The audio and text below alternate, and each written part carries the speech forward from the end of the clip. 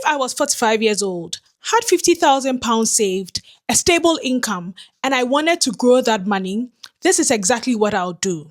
Firstly, I'll ask myself 3 questions. How much do I actually need to keep for emergencies? When do I really want to retire? What is my honest risk appetite? Because at 45, I am not 25. I still have time to grow my money, but I do not have a lot of time to recover from big mistakes. That puts me in the medium risk category. Not reckless, not paralyzed, just measured. Step 1. I will fix my emergency fund immediately. If my monthly expenses are around £3,000, I'll keep 3 months worth, so let's say £10,000 as my emergency fund. That money exists for one reason, so that I don't have to sell my investments at the wrong time. Step 2. I'll invest the £40,000 that's left. I would open a stocks and shares ISA, or I would max that out immediately and put the rest of the funds outside an ISA but in an investment account. Here is how I'll split that £40,000. 60% will go into VWRP, that is Vanguard FTSE All World Accumulation ETF. It tracks thousands of companies across the world and automatically reinvests the dividends that I get. This is the growth engine of my portfolio. I'll invest 25% of my money in VAGP.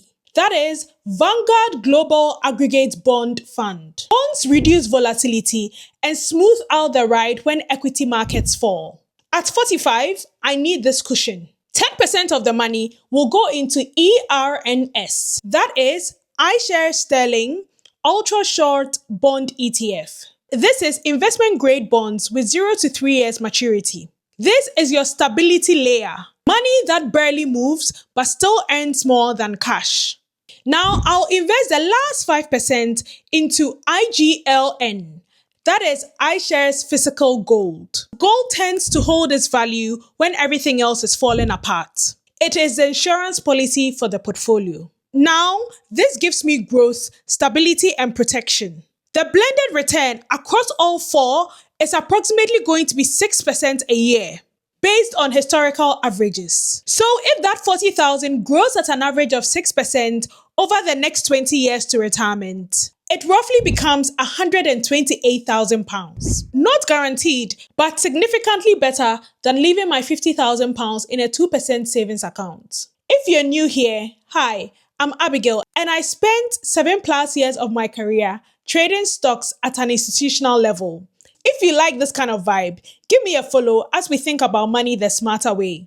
Let me know in the comments what you would do with your £50,000.